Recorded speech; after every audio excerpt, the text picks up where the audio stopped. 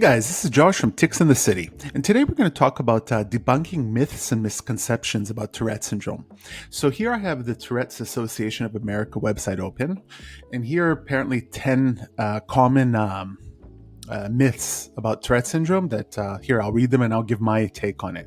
So myth 1, everyone with Tourette syndrome blurts out obscenities. So that's, in my opinion, that's not true. I don't have that, although I do swear a lot, but it's actually just because I'm me.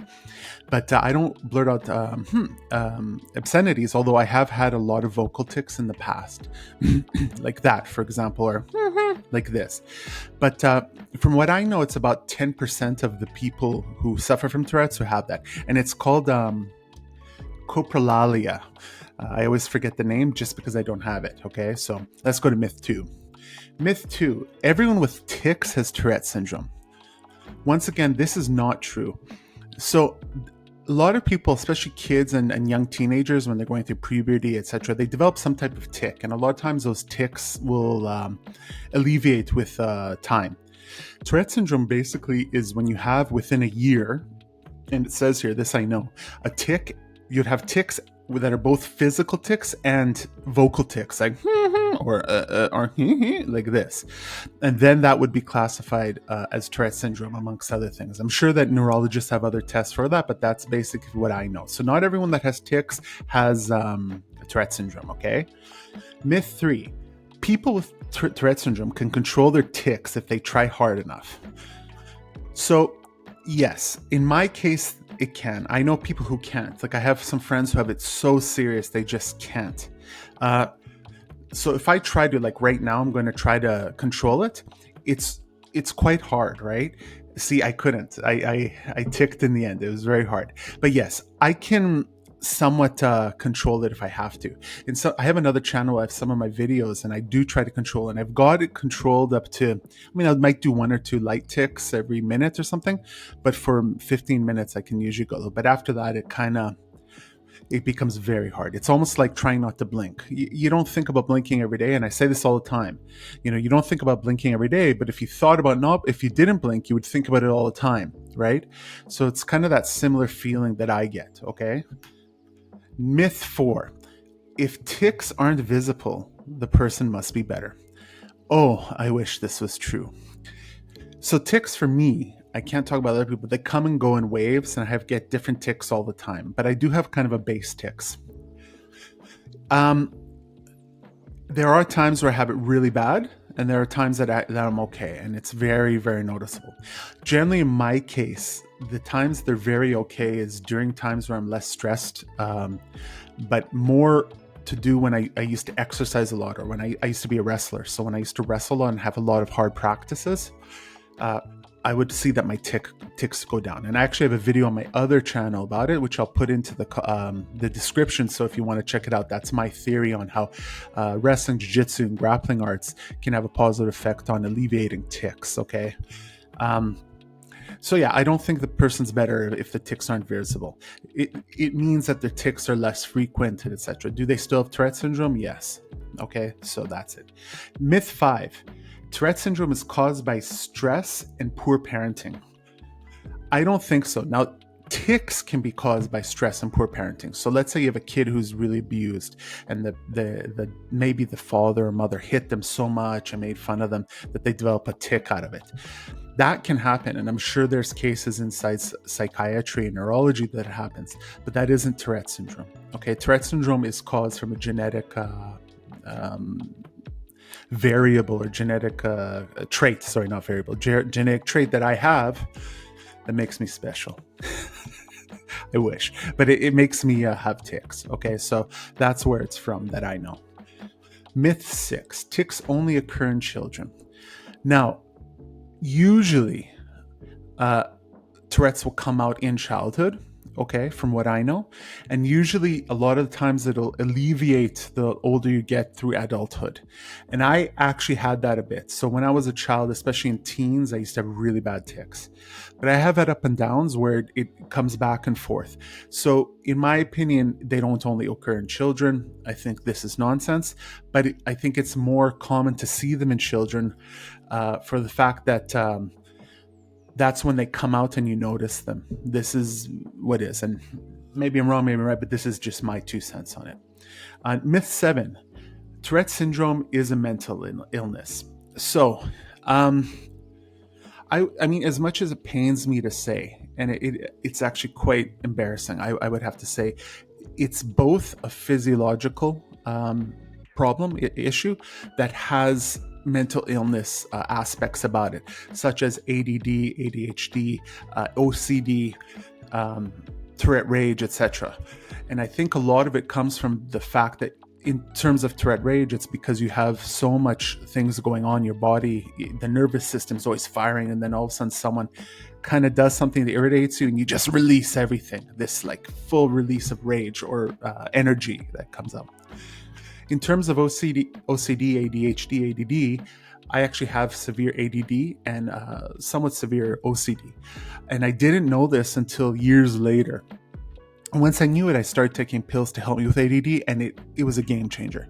Am I really happy about that? No, it's really embarrassing. A lot of guys will, and a lot of people use it against you, but it is what it is. It's like this. If you hurt your arm, would you get a cast to fix it? Yeah, of course. You know, there are going to be people say, oh, you can't catch a ball, Timmy or Sarah, because you have a hurt arm. But most people will realize that that was the proper thing to do. Now, same thing if you have ADD or OCD where it's affecting your life. Well, why not go and get some help so you can have a better quality of life? Is ADD and OCD a lot of times doctors will say that someone has it when they don't have?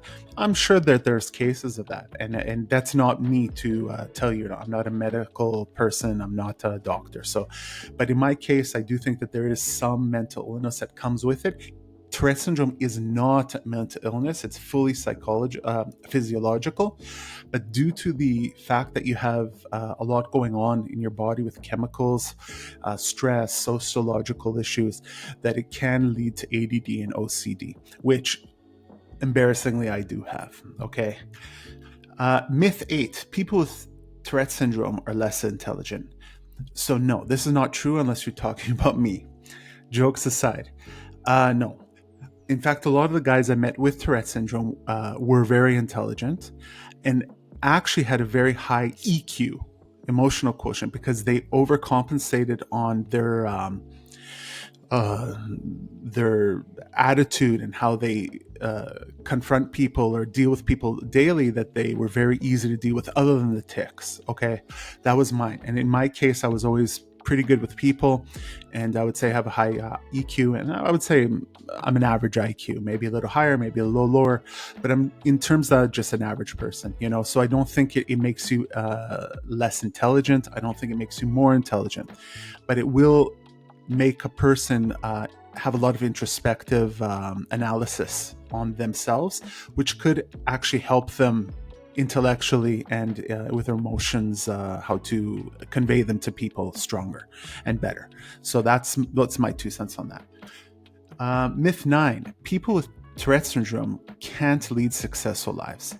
So here's my 2 cents on it, because here it says many individuals with Tourette syndrome thrive in personal and professional lives. With right support, people with Tourette syndrome have achieved success in fields like medicine, sports, the arts, and beyond. So this wasn't, I don't want to say the politically correct thing. I think a lot of people with Tourette syndromes don't have successful lives because it's a very hard syndrome to deal with in terms of emotions and mentality, and you just don't want to go out. But people with Tourette syndromes can definitely lead successful lives if they take the right steps and address what they have. And some people are very confident, it doesn't even bother them. Okay, it wasn't me in my case. You know, it was quite hard for me. But regarding can't lead successful lives, I think it's up to you in the end. It will be harder than other people. There's no going around it. You know, you have 100 people and everyone's in school, and then you're the one who's going like this all the time. It is a challenge that you have to go over more. Maybe when finding a job, when finding a girlfriend, when finding a boyfriend, when dealing in everyday scenarios, it can be a bit of a challenge. So, but you can have a successful life. And I'm telling you, this is actually the point of my whole channel, is that you can live a normal life with Tourette's. You just should know about Tourette's and for people who don't know about Tourette's, about the awareness of having Tourette's, and that people with Tourette's are out there amongst you, and like ninjas. Okay, not like ninjas, but they're all amongst you, and they're just normal people who just have a pretty interesting physiological condition. And myth 10: Tourette syndrome is more common in certain ethnic groups. I don't believe that. Okay, I actually have an interesting story that I think about a lot. I won't get into my personal ethnicity, etc. But I come from a background that in our culture, there's other cultures who we don't get along with. And one day I was driving. I wouldn't say wouldn't get along with, but we have had a history of having some problematic issues together. So one day I'm driving. I went to actually a butcher to go buy some steaks for the weekend. And I saw a guy from what I would say is the other side of the coin with Tourette syndrome. And I looked at him and I was just thinking to myself, I'm like, here I am, I'm Josh, and here's this guy, and maybe if we didn't have Tourette syndrome, we wouldn't have anything to do with one another, etc. But once you realize that Tourette syndrome affects everyone, and it doesn't matter your culture, it doesn't matter your creed, it doesn't matter your beliefs, your skin color, it doesn't matter. You have Tourette's, you are the same as someone else who has Tourette's. It could be a white guy, it could be a Chinese guy, it could be a black guy, obviously girls as well, women as well. It could be someone Jewish, it could be someone Arab, it could be an Albanian and a Serb. It could be, you understand, it can be a guy who from India or Africa or South America. Tourette's does not choose you based upon your ethnicity. I can't get that word right, no matter what. I know, it's horrible. So yeah, these are some of the myths and misconceptions about Tourette's that's my 2 cents on debunking them. I hope you liked it. And if you have any that are myths and misconceptions that maybe bother you, or you have questions about that, feel free to write it in the comment and share your thoughts, for the good and the bad. Because regardless if you share positive things or you even make fun of me, go for it, because at least we're talking, and then the awareness of Tourette's gets out there. So until next time, if you could like and subscribe my channel, it'll really help me, and if you want to support the channel, I'll leave a link for to buy me a coffee, it's called, because any support will help, because I don't make money at this. So, and this would help me with just every day getting there. But thank you very much, and have a good day.